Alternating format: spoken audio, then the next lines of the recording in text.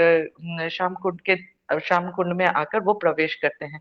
तो इस तरीके से श्याम कुंड पूरा भर जाता है और भगवान उसमें स्नान करते हैं। तब भगवान तो जब भगवान ऐसा करते हैं और मतलब अपने कुंड के बारे में बोलते हैं, तो राधा रानी और गोपियाँ कहती है कि हमारा हमारा खुद का कुंड है। मतलब भगवान कृष्ण बोलते हैं कि आप लोग भी आइए, आप लोग भी आके हमारे कुंड में स्नान कर सकते हैं। तो गोपियाँ कहते हैं कि नहीं, हम खुद अपना कुंड बनाएंगे।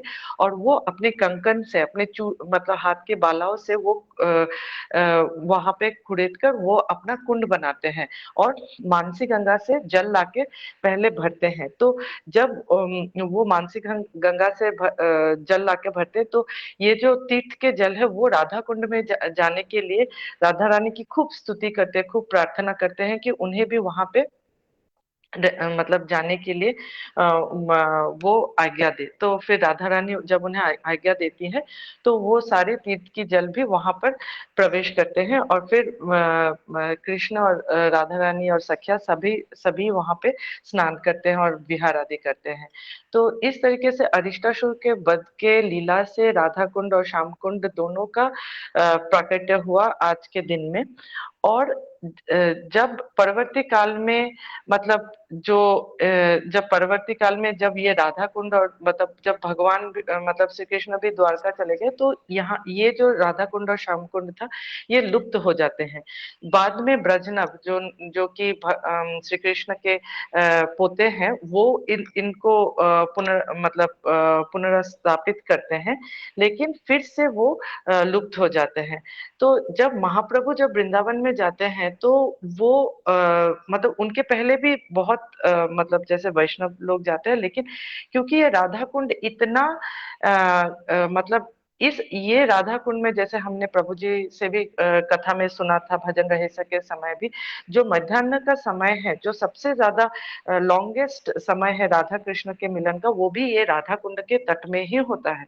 जो सबसे मतलब गुह्य से गुह्य तक जो उनके पास टाइम्स है, राधा कृष्ण के पास टाइम्स, जो राधा रानी और कृष्ण के जो पास टाइम्स है, ये राधा कुंड के तट पर ही होता है। टिल 340 मतलब दिन के 340 जो प्रहर है, उस प्रहर में भगवान राधा रानी के साथ श्री कृष्ण यहाँ पे आके लीला करते हैं। तो क्योंकि ये इतने मतलब इतना सीक्रेट और इतना मतलब टॉप मोस्ट प्लेस है, तो ये महाप्रभु ही आके ये जगह को वो मतलब उद्घाटन करते हैं या पुनर्स्थापित करते हैं।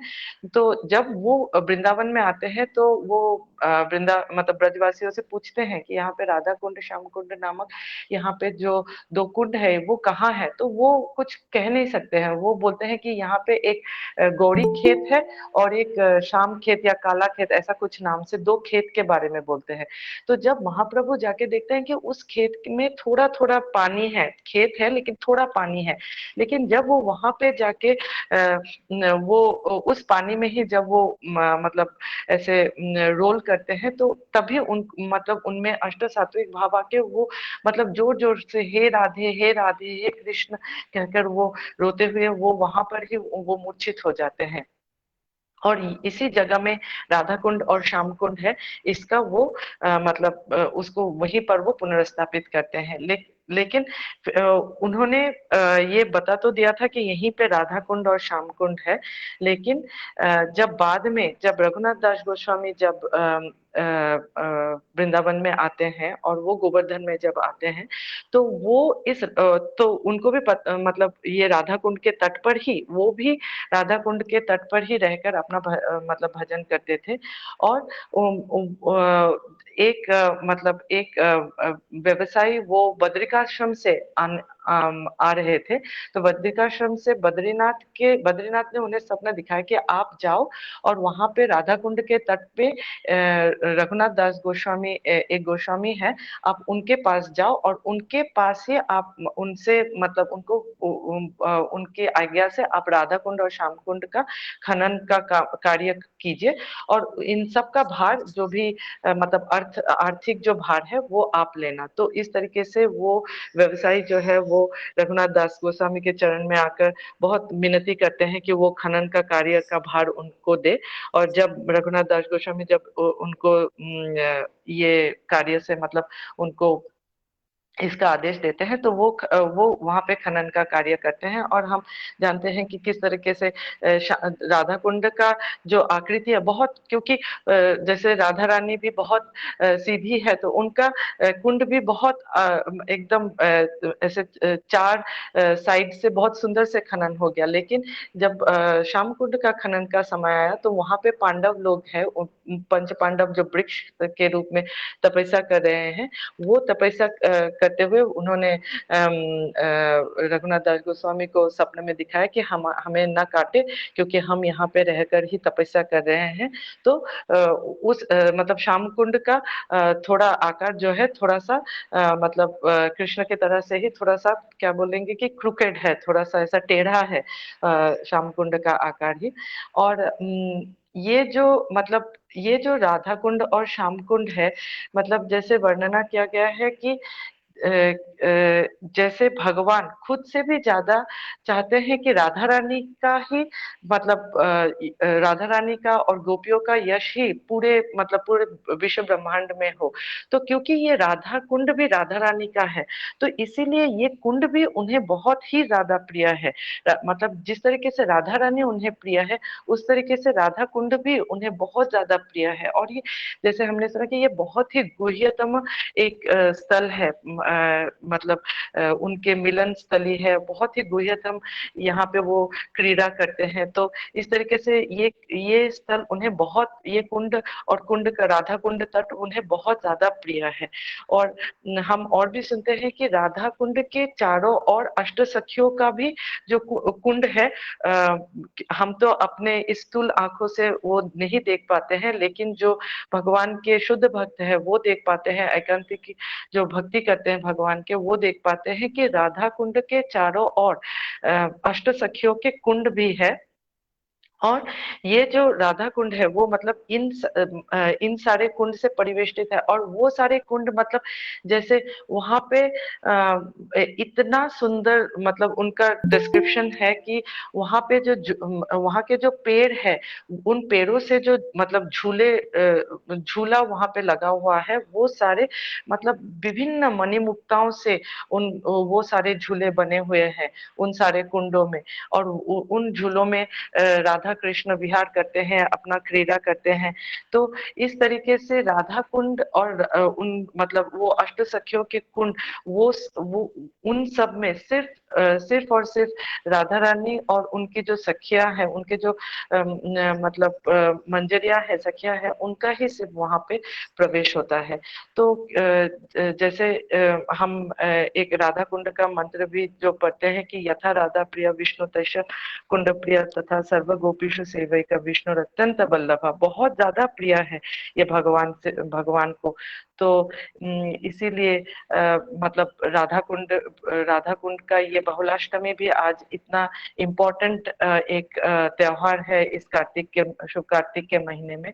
तो श्री राधा कुंड की जय, श्री राधा रानी श्री कृष्ण की जय। हरे कृष्ण प्रभु चितंड। बहुत सुंदर दीदी, आपने बहुत सुंदर से वर्णना किया राधा कुंड के ग्लोरिफिकेशन में। अ, बाकी भक्त लोग आज शिवानी दीदी आप कुछ बोलेंगे राधा कुंड के ग्लोरिफिकेशन में? शिवानी गुप्ता। हाँ, भैया। हरे कृष्ण जी। देवर्षि द्विवेदी ने बहुत अच्छा बताया। बस बट मैं थोड़ा सा बहुलाष्टमी के बारे में बोलना चाहती हूँ अवश्य। कि मैंने जो स्टोरी सुनी थी बहुलाष्टमी की, कि जैसे एक बहुला नाम की गाय थी। जैसे जमराज जी एक बार टेस्ट लेना चाहते थे, उन्होंने सुना था कि ब्रज में अ, सब मतलब सत्यनिष्ठ है, सब कोई सत्य बोलते हैं, कोई भी अपने मतलब कोई किसी ने वचन दे दिया अपने कहने से बाहर नहीं जाते। तो एक बार जमराज शेर का रूप लेकर जो टेस्ट लेना चाहते थे, तो वो एक बार एक गाय थी बहुला नाम की, वो जंगल से जा रही थी अपने घर। तब शेर उनके सामने आया, तो वो शेर कह रहा था कि मैं आज तुझे खा जाऊंगा। तो बहुला नाम की गाय कहती कि तुम बेशक मुझे खा जाना, बट मेरे घर में मेरे बच्चे हैं, तो मैं उनको एक बार लास्ट बार दूध पिलाकर उनको एक बार लास्ट बार विदा कर कर आती हूँ, और मैं पक्का प्रॉमिस करती हूँ कि मैं मतलब वापस जरूर आऊंगी।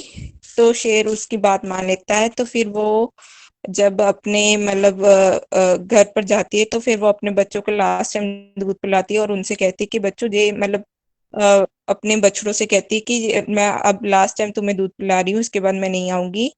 तो उनके बच्चे ये सुनकर मतलब वो भी दुखी हुए, तो वो भी अपनी माता के पीछे चल पड़े। जब शेर बहुला नाम की गाय को खाने लगा, तब उसके बछड़े भी उसके सामने मतलब आ गए। तो वो कहते कि आप इनको मत खाइए, आप मुझे खा जाइए। तो जो उस मतलब बहुला नाम का जो गांव का रखवाला था, गो बालक को भी ये बात पता चल गई, तो वो भी उनके पीछे पीछे चल पड़ा। तो जब वो बछड़ों को खाने लग गया, तो फिर वो गोप वाला आ गया सामने कि आप मैं इन मतलब गौवा को रक्षा करने वाला हूँ, तो आप इनको ना खाइए और मुझे मतलब अपना शिकार बना लीजिए। तो ये बात होगी, तो शेर उन सबको खाने लगे। तो फिर उसी वक्त कान्हा जी आगे बचाव के लिए।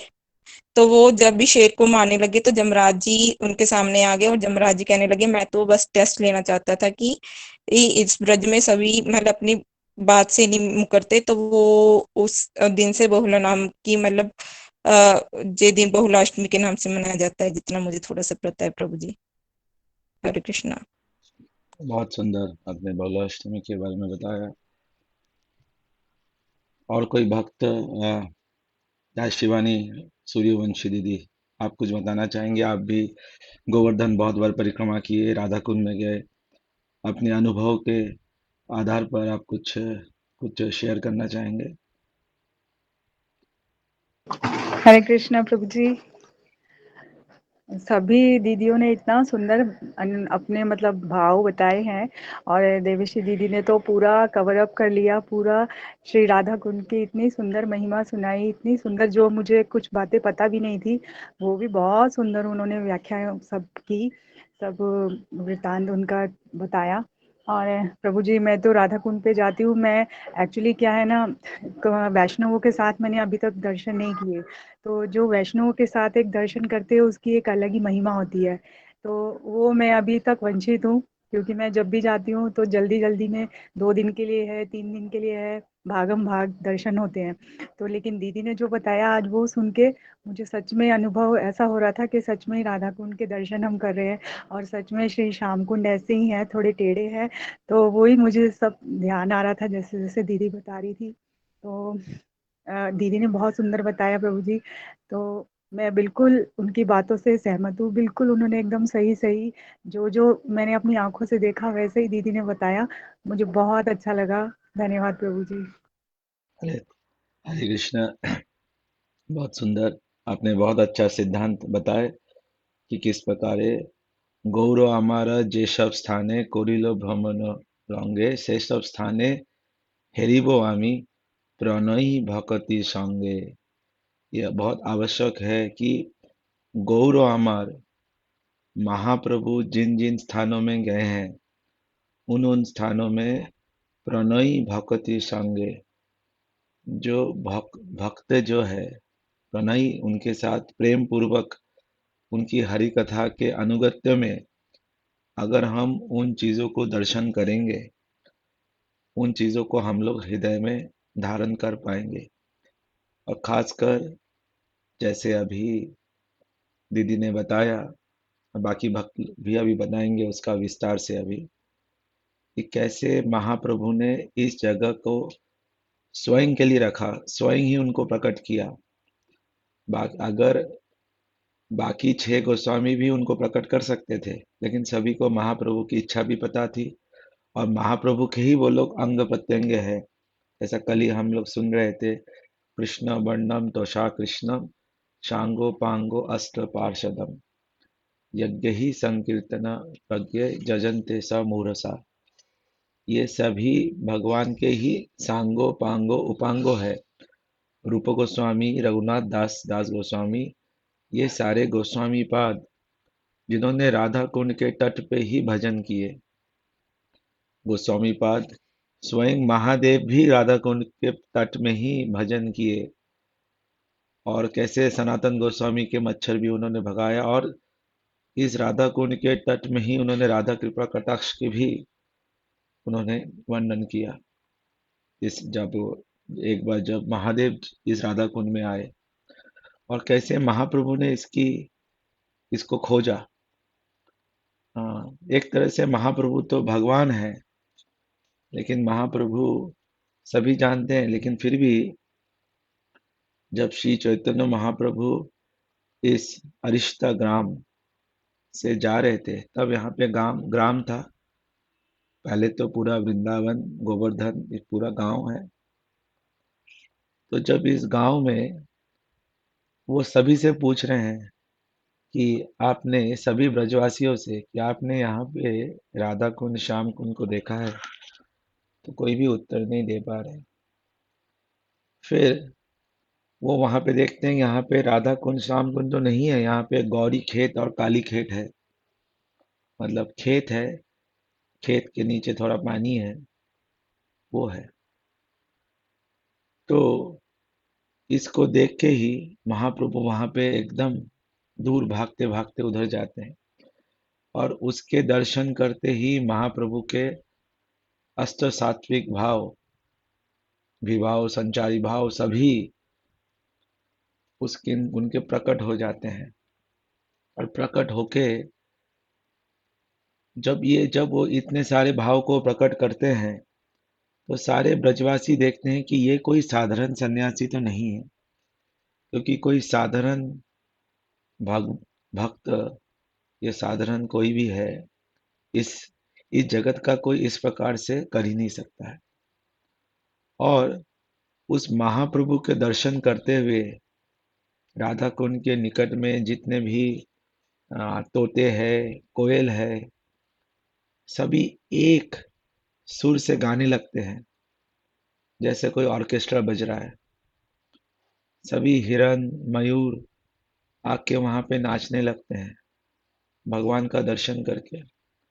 तो सब लोग आश्चर्यचकित हो रहे हैं, बोल रहे हैं इस तरह का अद्भुत दर्शन तो केवल कृष्ण के दर्शन पे ही, जो ब्रज में जब कृष्ण ने लीला की थी 5000 साल पहले, तभी कृष्ण के दर्शन से इस प्रकार से मयूर, हिरन आदि सब इस तरह से प्रफुल्लित होते थे।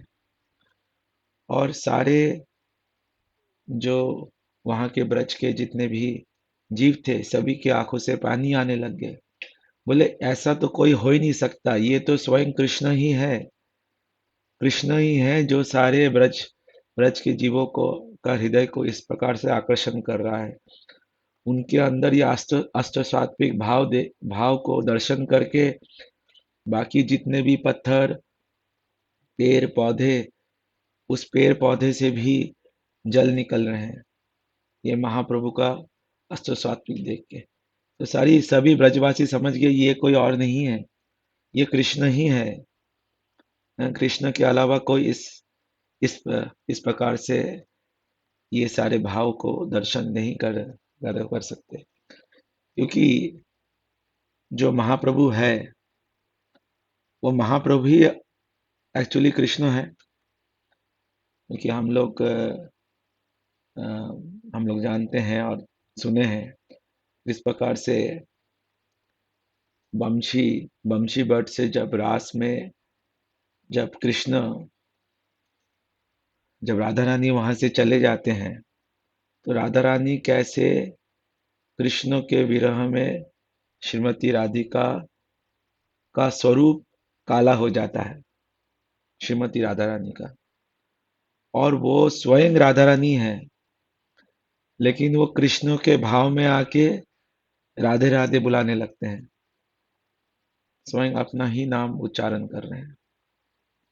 और इधर कृष्ण राधा रानी के विरह में आके स्वयं कृष्ण का जो वर्ण है वो फिर गौर वर्ण हो जाता है, तब तक कंचन गौरांगे वर्ण हो जाता है, और कृष्ण राधा रानी के भाव में आके कृष्ण कृष्ण बुला रहे हैं।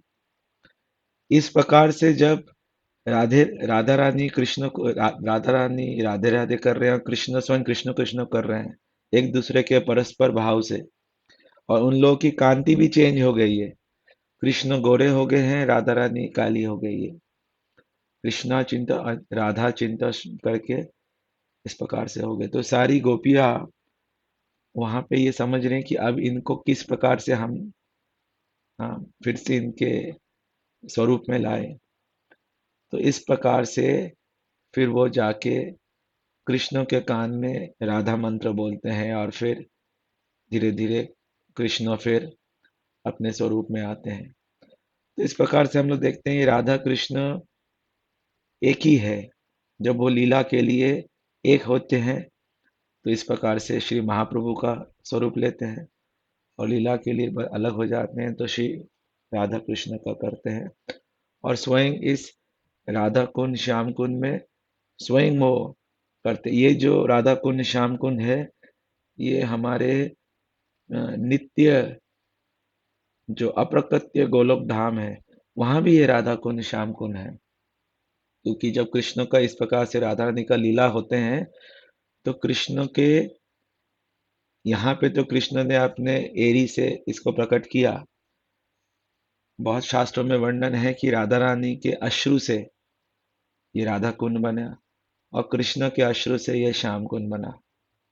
और उसी अश्रु से जब ये बने फिर उन उन सभी गोपियों के साथ फिर कृष्ण राधा कृष्ण उधर हाँ बाकी लीलाएं करते हैं। अलग अलग अलग अलग पास टाइम है। जीव गोस्वामी के अनुकूल अभी बाकी भक्त लोग भी बोलेंगे। मैं अभी थोड़े से मैं विराम देता हूँ। जीव गोस्वामी गोपाल चंपू में बोलते हैं कि चैत्र पूर्णिमा जो चैत्र पूर्णिमा आता है मार्च अप्रैल के समय में चैत्र मास उस समय अरिष्टासुर का वध हुआ। और उसी दिन रात को कैसे कृष्ण जी राधा राधा रानी से मिलने आए और राधा रानी मान मान में हो गई। और मान में होने के बाद फिर जो दीदी ने पास टाइम बताया कि इस प्रकार से हुआ। लेकिन वो तो चैत्र मास में हुआ। तो इस यहाँ पे अभी ये कार्तिक मास है। सभी सत्य है अलग अलग कल्प में अलग अलग ये में अनुसार। और लेकिन इस वाले इसमें यह भी मान्यता है कि महाप्रभु ने आज के दिन राधा कुंड की उनको स्थापित किया उनको फिर से इस जगत में लाए। और इसलिए सभी हमारे छह छह गोस्वामीगण गोस्वामी पाद इस दिन रूप गोस्वामी पाद भी बोलते हैं कैसे स्नान करने का ये है। और लो देवानंद गौड़िया मठ हमारे गौड़िया मठ के मत के अनुसार कल है लेकिन आज भी है। आज भी बहुत भक्त लोग आज भी करते हैं। और ये अरिष्टासुर भगवान ने जितने भी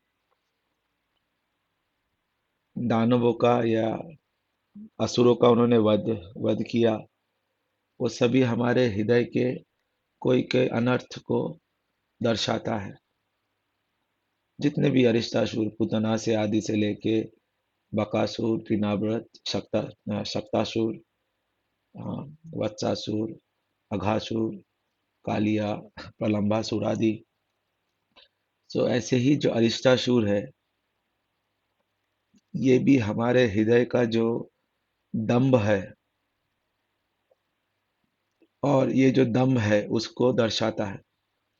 और हम कभी कभार इस जगत के सुना सुनी हम कोई भी अ, धर्म को फॉलो करना शुरू शुरू करते हैं।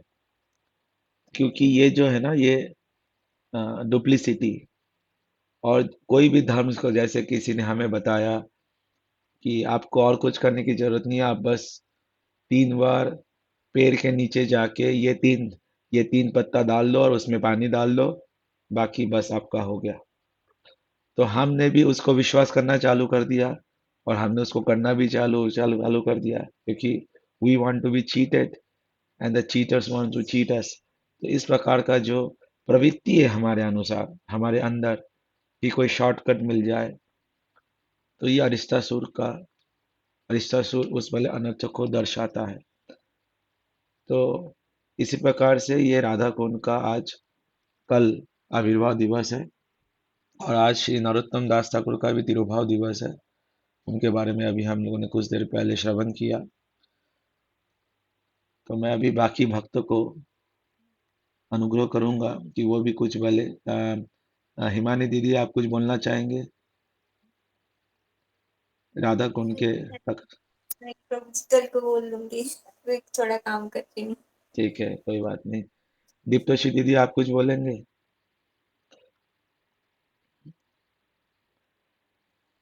तो मैं प्रभु जी मैं अभी कॉलेज से आई हूँ तो ठीक है, ठीक है, हाँ।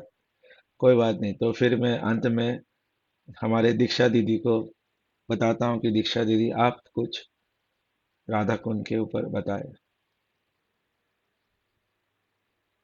दीक्षा दीदी।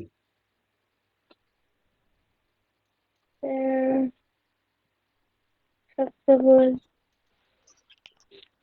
राधा कुंड और श्याम कुंड दोनों सेम सेम जगह पे है, उनमें बस थोड़ा सा डिफरेंस है।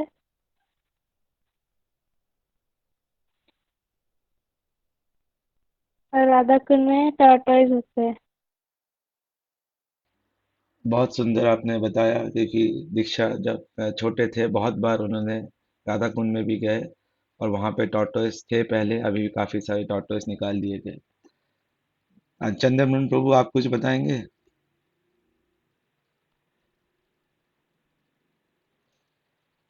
ठीक है, तो मैं फिर अभी सुबल प्रभु एवं जयदेव प्रभु को अनुग्रह करता हूँ कि आप लोग राधा कुंड की महिमा के बारे में कुछ हमें दो शब्द बताएं। सुबल प्रभु आप बोलेंगे, जयदेव प्रभु बोलेंगे? मतलब पहले कौन बोलेंगे? जय प्रभु।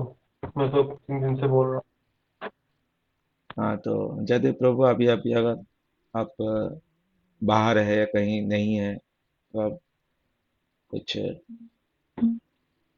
आवाज आ रही जयदेव प्रभु? मेरे ख्याल से जयदेव प्रभु बाहर हो। अच्छा, हाँ जी। हाँ हाँ, आवाज आ रही, बताइए। अच्छा, राधा कुंड जी का प्रकट्य दिवस है। एक्चुअली ब्रज में राधा कुंड का प्रकट्य दिवस तो ब्रज में तो आज मनाया गया है, गौड़ीय संप्रदाय के अकॉर्डिंग कल है, क्योंकि राधा कुंड के वहां के जितने भी ब्रजवासी हैं उन्होंने आज ही अष्टमी मनाई है, राधा कुंड का बहुलाष्टमी। आज मॉर्निंग में मैं गया भी था राधा अष्टमी, वहां वो बहुलाष्टमी पे राधा कुंड का प्रकट्य दिवस कहीं कहीं पे कल है, गौड़ी संप्रदाय इसको कल मना रहे हैं, तो कहीं आज भी है। और जैसे प्रभु जी ने बताया, चैत्र मास की पूर्णिमा पे भी जब जीव गोस्वामी जी का वर्णन आता है तो राधा कुंड, पहले तो जीव गोस्वामी का थोड़ा सा वर्णन करते हैं 5 मिनट, कि जीव गोस्वामी जी ने अपने गोपाल चंपू में और कहीं कहीं ग्रंथ में उन्होंने स्वकीय भाव का वर्णन किया है। तो बहुत से लोगों ने ये प्रश्न किया कि परकीय भाव है ही नहीं, तो उसके लिए ही विश्वचर ठाकुर जी ने गोपी प्रेमामृत और भागवतम चंद्रिका ग्रंथ लिखे थे।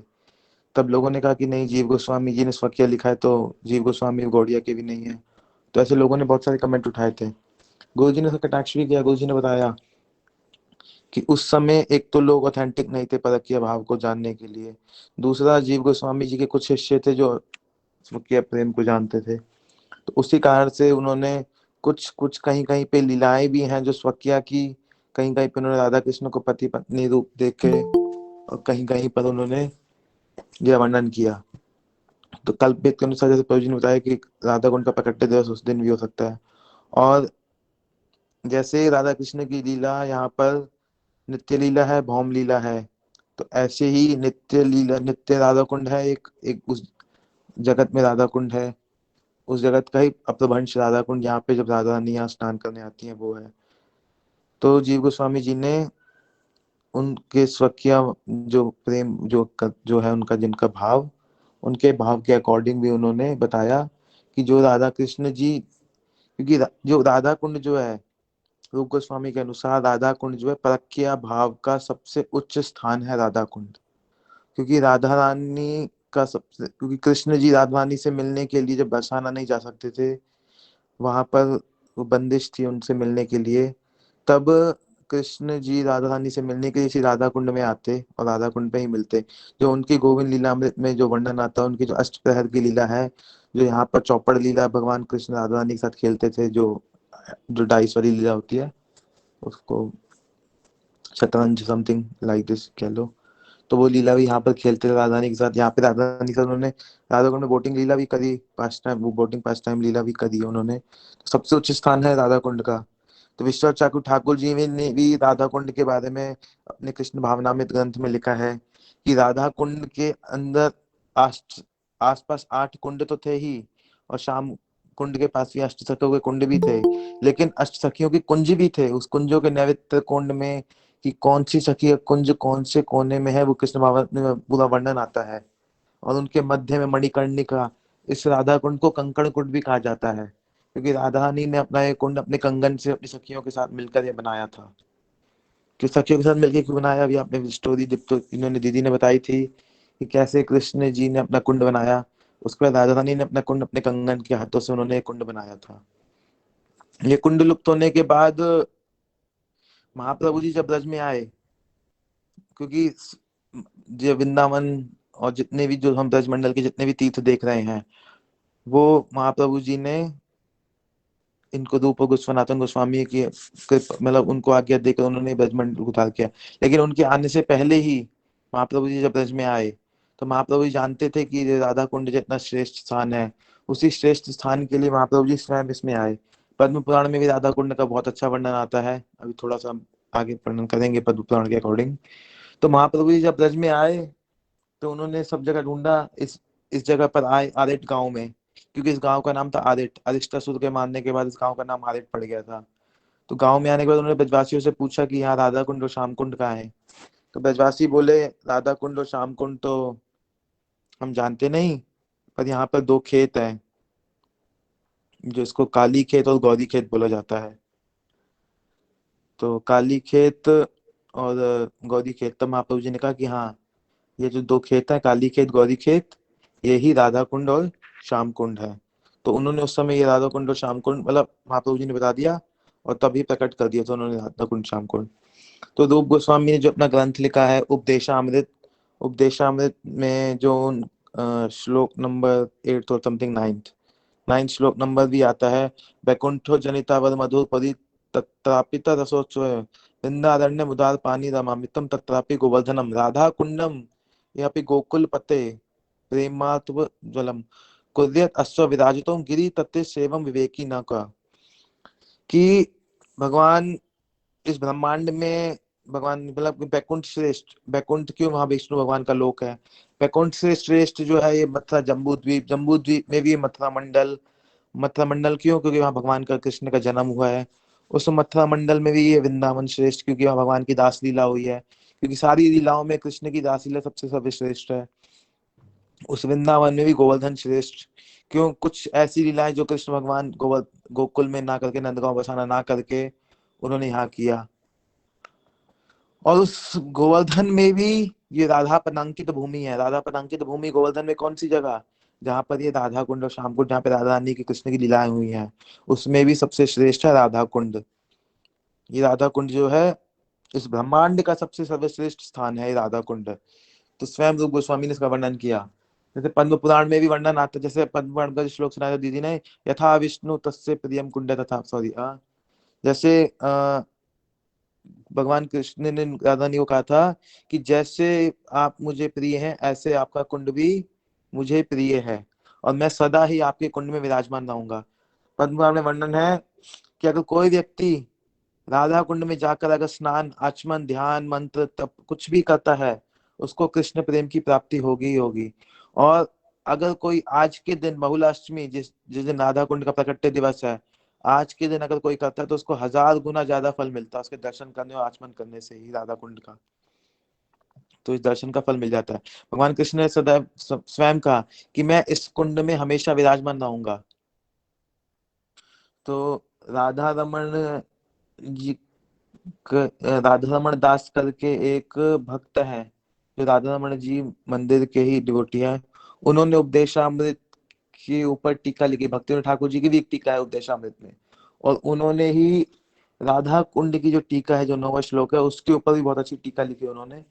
उस टीका में उन्होंने वर्णन किया है, ये राधा कुंड जो है वो प्रेम अमृत सरोवर है। ये जो राधा कुंड है वो प्रेम का अमृत है। इस अमृत सरोवर में अगर कोई भी स्नान ध्यान आचमन करता है, ये स्वयं राधा कृष्ण का प्रेम है, ये प्रेम छलक रहा है।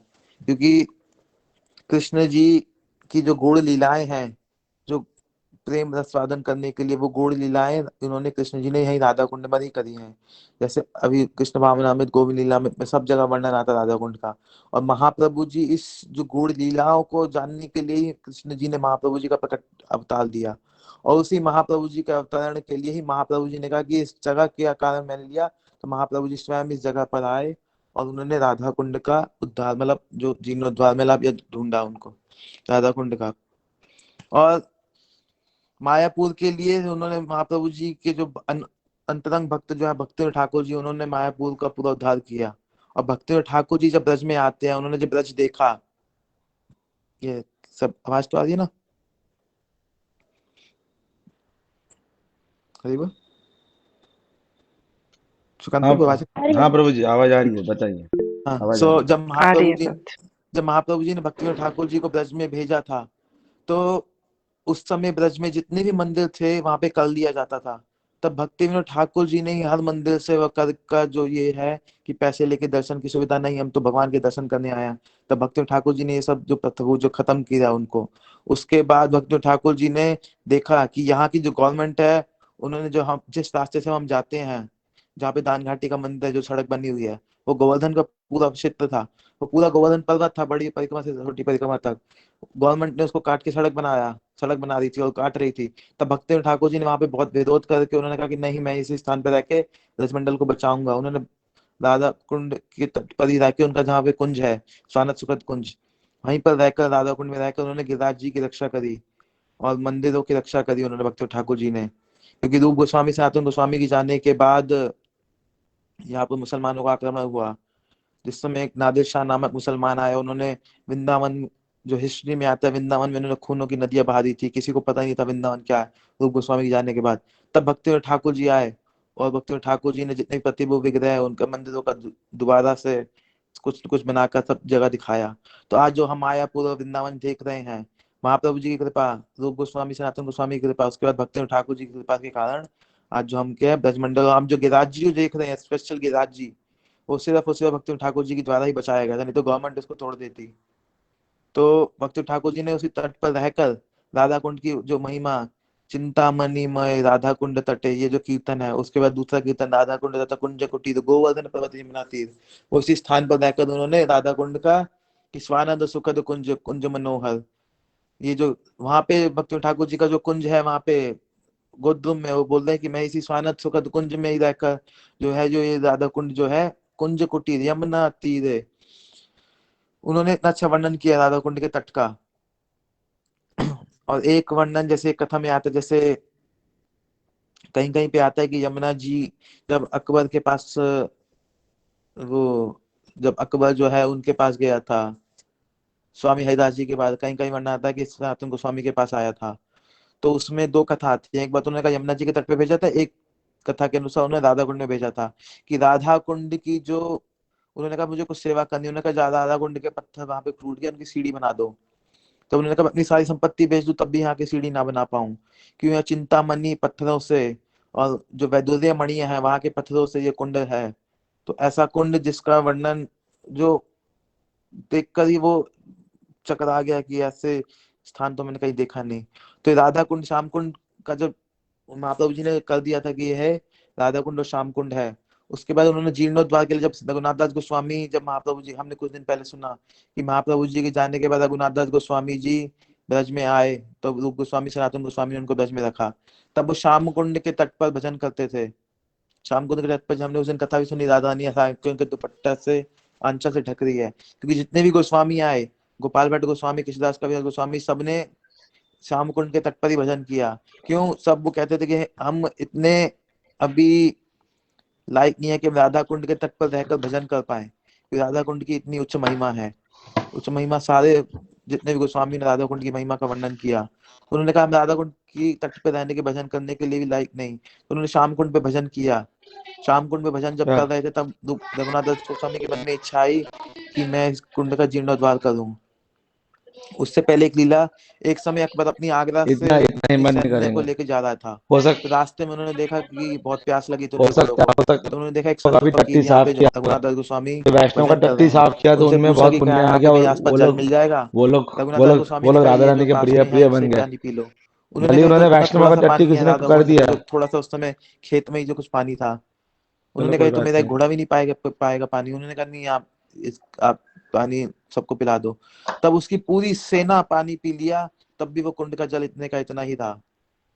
तो उसके बाद रघुनाथ दास गोस्वामी की इच्छा जब हुई, तब जो बद्रीनाथ जो एक सेठ गया था, तो सेठ बद्रीनाथ जी ने सेठ को स्वप्न दिया कि जाओ इस गोवर्धन क्षेत्र में जाकर वहां पर एक साधु होंगे, उनको जो सेवा है कर दो।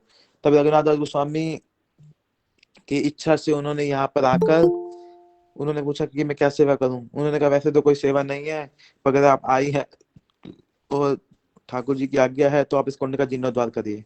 तो जैसे दीदी ने भी बताया और जैसे वर्णन है कि राधा रानी जैसे सीधी है ऐसे उनका कुंड भी सीधा बना, और जैसे कृष्ण टेढ़े हैं ऐसे उनका कृष्ण कुंड भी टेढ़ा बना। टेढ़ा क्यों बना? कि वह पांचों पांडव तपस्या कर रहे थे।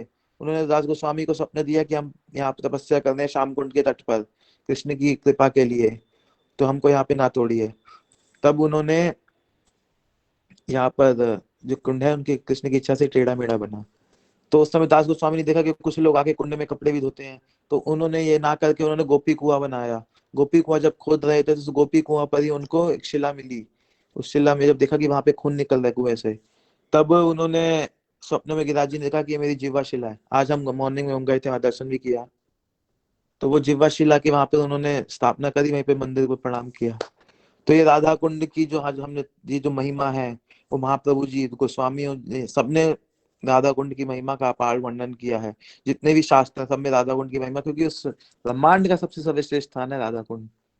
तो राधा कुंड का प्रकट्य हमने सुना कि जब ये अधिष्ठासुर जो है ये पूरे ब्रज को तहस नहस करने के लिए आया था, तो सखाओं ने बोला कृष्ण से, अरे कोई बैल का रूप बनाकर हमारे ब्रज को नष्ट कर रहा है। तब कृष्ण जी ने उससे युद्ध किया। गर्ग संहिता में पूरा वर्णन है कैसे युद्ध किया।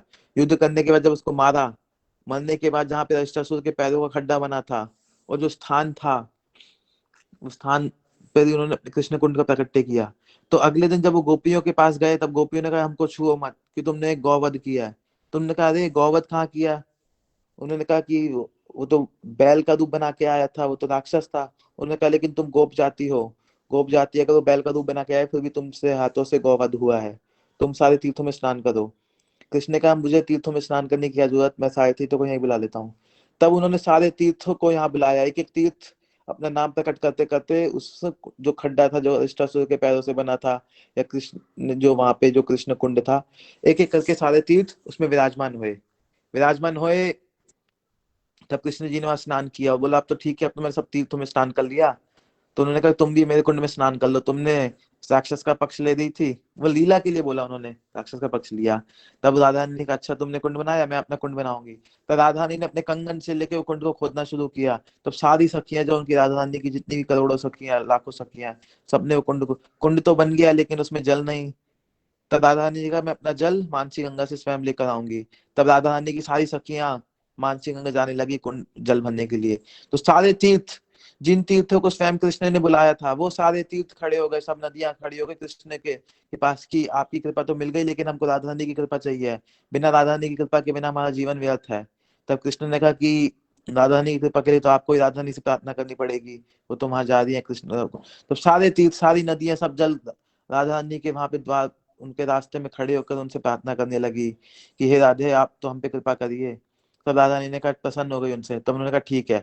तब शाम कुंड के जल से ही वो राधा कुंड में सारा जल प्रकट होता है। तो शाम कुंड का प्रकट्य होते ही आज राधा हम जो देखते हैं संगम में कि शाम कुंड का जल ही राधा कुंड में आ रहा है। तब कृष्ण जी ने राधा कुंड में स्नान किया। तब उन्होंने राधा रानी से कहा कि मैं सदैव इस कुंड में विराजमान रहूंगा। तो आज भी कृष्ण जी राधा कुंड में विराजमान रहते हैं। और राधा कुंड का उन्होंने कहा कि राधा कुंड में कोई भी आकर अगर आपकी स्तुति, आपका प्रेम, आपका आचमन करता है तो उसको कृष्ण भक्ति 100% मिलती है, उसको कृष्ण प्रेम मिलता ही मिलता है। तो राधा कुंड जो है इसका सबसे सर्वश्रेष्ठ स्थान, इस ब्रह्मांड का सर्वश्रेष्ठ स्थान। और उसका प्रकट्य दिवस और राधा कुंड का प्रकट्य दिवस में बहु अष्टमी तो कहीं कहीं पे आज रात को 12 बजे से मनाया जाता है, कहीं पे कल से था। तो आज जो है या कल जो भी है राधा कुंड का अष्टमी है, तो जितने भी भक्त हो सके अपने घर पर ही राधा कुंड का दर्शन करके आचमन कर लें मानसिक रूप से ही, और राधा कुंड का जो कीर्तन है मुनिंद्र विंद विंद कृपाकटा स्तोत्रम है, ये गा लें, गायन कर लें। इसको आज बहुलाष्टमी भी क्यों बोला जाता है? बहुलाष्टमी का एक कारण है, क्योंकि आज तो राधा कुंड का प्रकट दिवस है, तो उसमें बहुला कहाँ से नाम आया?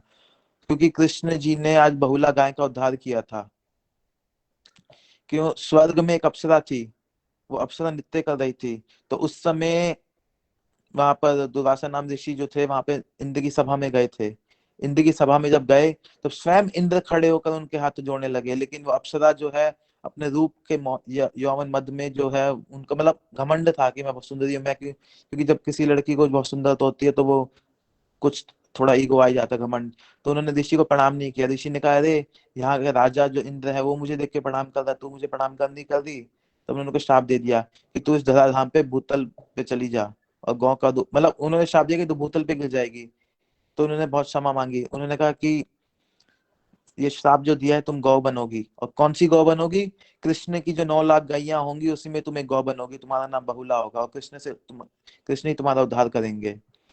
तो जो कृष्ण की 9 लाख गाय हैं, उसी 9 लाख गायों में बहुत सारे ग्वालिया में अलग अलग यूथों की गाय थी। तो उसमें भी एक गाय जो थी इसका नाम बहुला था। जब उसके जो दूसरे गवैया जब गाय चराने के लिए जा रहे थे, तो रास्ते में जो सिंह जो था, उस सिंह ने जब देखा कि ये जो गाय को, उसने कहा मैं तुम्हें खाना चाहता हूँ। तो उसने कहा कि खाना चाहते हो? तो उन्होंने कहा कि ठीक है तुम खा लो, लेकिन मेरी एक शर्त, मैं थोड़ा घर जाकर अपने बच्चों को दूध पिला दूं, आखिरी बार उनसे मिल लूं। सिंह ने कहा नहीं, तुम वापस नहीं आओगी। उन्होंने कहा नहीं, मैं जरूर वापस आऊंगी। उन्होंने कहा मैं सत्य बोलती हूँ, मैं कृष्ण की गाय हूँ, मैं ब्रज में रहती हूँ, मैं झूठ नहीं बोलती। तो उन्होंने कहा ठीक है तुम जाओ। जब वो अपने घर गई, बछड़े को दूध पिलाया, रो रही थी, तो बछड़े ने कहा कि मैया क्यों रोती हो? तो उन्हें सारी बात बताई। उन्होंने कहा मैया मैं भी साथ चलूंगा। जब दोनों जाने लगे, तो वो जो गाय का जो गवारिया था, जो मीन्स गाय को चलाता था, उन्होंने भी उनकी बातें सुनी। उन्होंने कहा मैं भी चलता हूँ। उन्होंने कहा नहीं नहीं। उन्होंने सब तीनों साथ चले।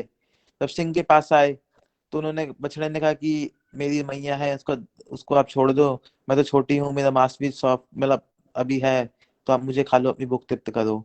ऊपर से वो गवारी और वो कहता कि तुम गाय को क्यों खाते हो, मैं मनुष्य हूँ, मेरा मांस खा के तुम करो। तब ऐसे ही कृष्ण जब ये सब प्रार्थना कर रहे थे, तो सिंह जो है उन गाय को खाने के लिए आया। तो जैसे ही वो गाय को खाने के लिए आया था, उसी समय भगवान कृष्ण ने अपना सुदर्शन भेजकर सिंह का वध कर दिया और बहुला गाय की रक्षा करी थी। तो बहुला गाय की रक्षा करने की, जिसमें एक कथा और भी आती है, जब बलदेव जी ने बलबल का वध किया था, वो बहुत बड़ी कथा है कि बलदेव जी ने बलबल का वध कैसे किया। जब उन्होंने उनका जब घोड़ा गया था, तब उन्होंने जब बलबल ने स्तुति भी करी थी, तब स्तुति में भी उन्होंने कहा था कि जैसे कृष्ण आपने बहुला गाय की रक्षा करी, ऐसे आप मेरी रक्षा भी करें। तो उन्होंने आज के दिन ही बहुला गाय की रक्षा करी थी बहुला वन में। तो बहुला वन भी जब गोवर्धन जाते हैं उसी स्थान पर आता है बहुला वन में, वहीं पे भी कुंड भी है। और उसी स्थान पे बहुला वन पर ही महाप्रभु जी जब गए थे, तो उन्होंने शुक और सारी संवाद भी सुना था वहीं पे, जो गोविंद लीला में वर्णन आता है कि शुक और सारी संवाद भी वहीं पे सुना था। और वो स्थान भी रासस्थली है, वहीं पर ही उन्होंने यशोदा मैया और नंद बाबा जब छठी करा रहे थे, तब इस स्थान पर ही रहे थे वो।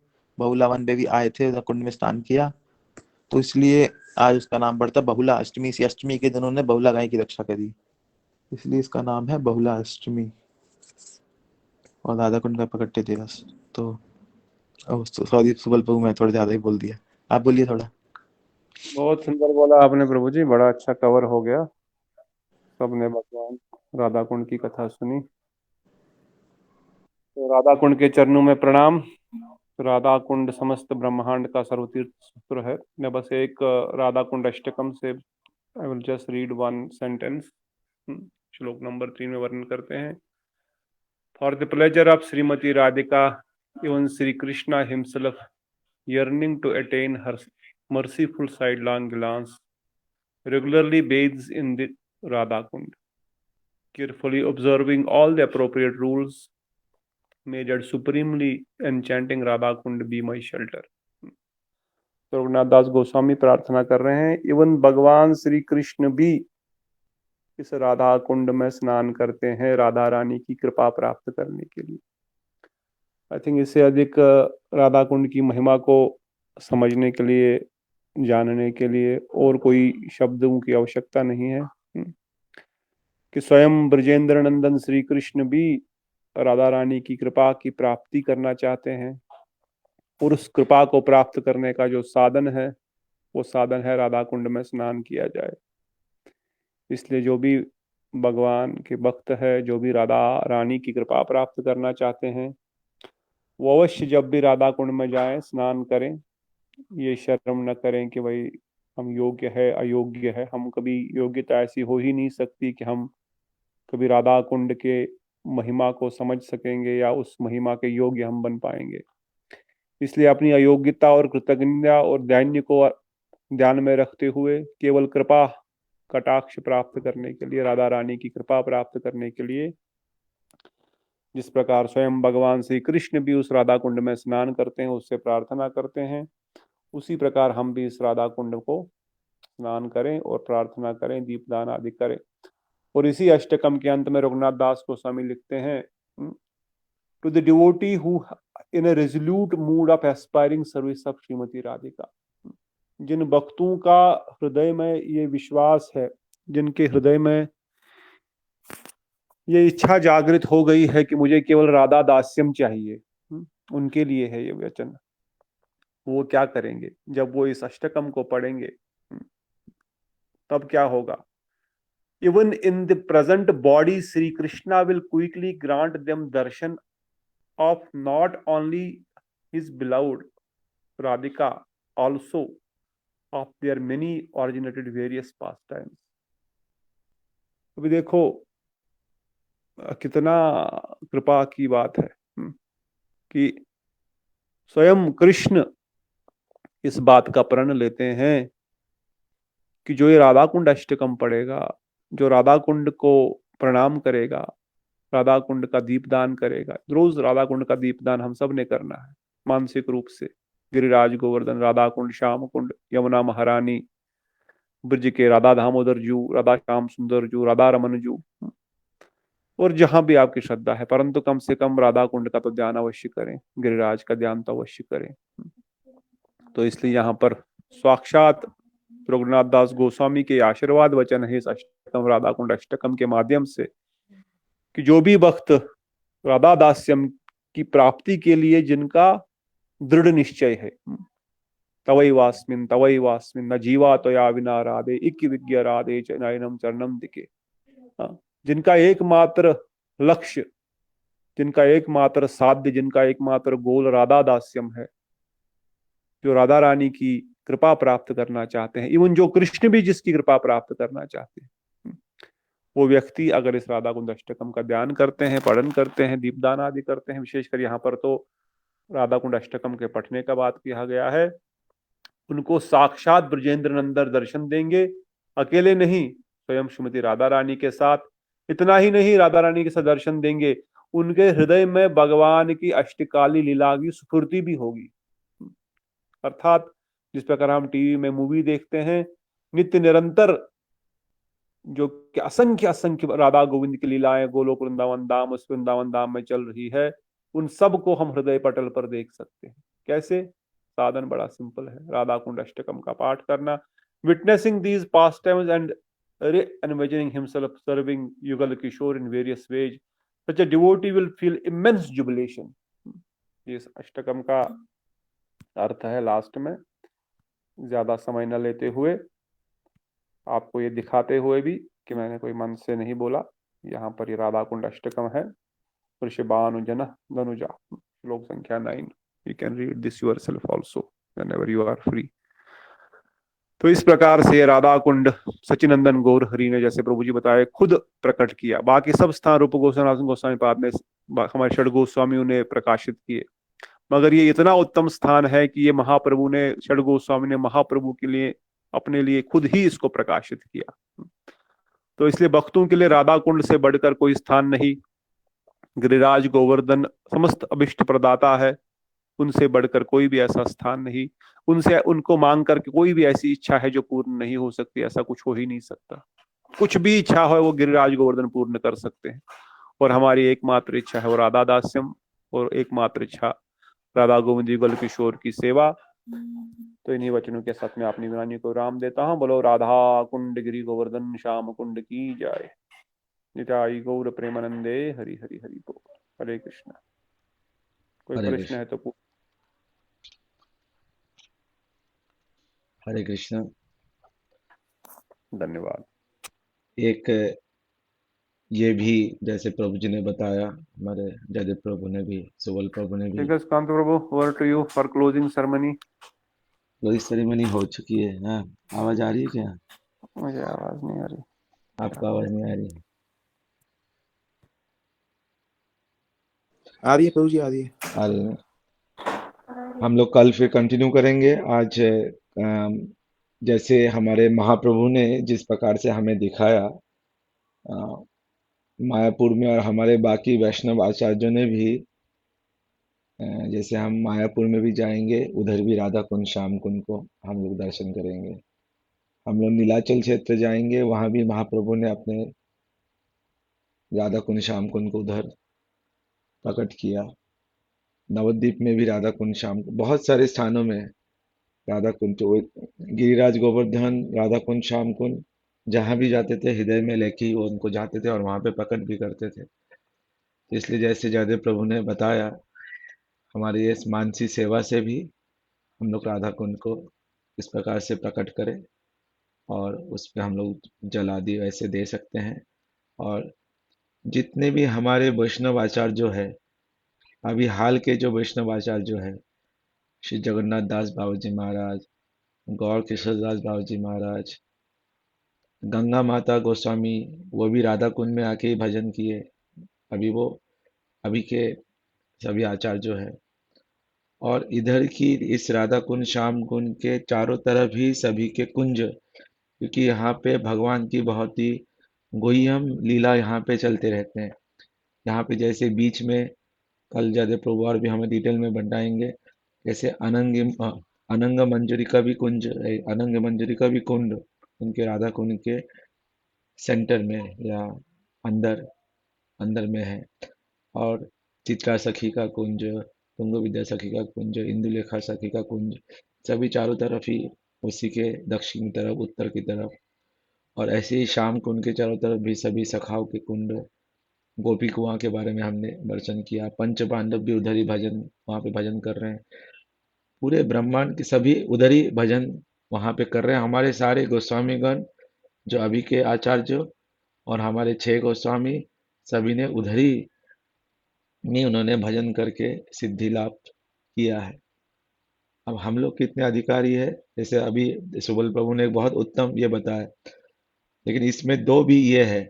स्नान करे, जब हमारे भक्ति वेदांत स्वामी प्रभुपाद के शिष्य वहां पे आए थे राधा कुंड में, तो बहुत लोग वहां पे स्विमिंग कर रहे थे। तो भक्तों स्वामी प्रभुपाद ने बोला, नहीं, ये हमारे वर्शिपेबल, ये मोल्टन राधा कृष्ण का दिव्य प्रेम का सरोवर, उन्हीं का प्रेम स्वरूप सरोवर है ये, उन्हीं का जो प्रेमाश्रु है वही है। तो this is not for entertainment, not for swimming. तो उधर उनको प्रणाम करके, कैसे उसका स्तुति करके, किस प्रकार से उसको सेवा करके, उनकी सेवा करके ऐसे वहां पे स्नान करना चाहिए। लेकिन हमें अवश्य करना चाहिए, ऐसे अभी सुबल प्रभु ने बताया, अगर हम अपने अधिकार समझने जाएंगे तो ऐसे तो करोड़ों अरबों जन्म हो जाएंगे, फिर भी हमें उसका अधिकार प्राप्त नहीं होगा। तो इसलिए गुरु वैष्णव के जैसी उनका, उनके आदेश के कारण, उनकी इच्छा से, उनके आशीर्वाद से हम लोग भी वहां पे स्नान करते हैं।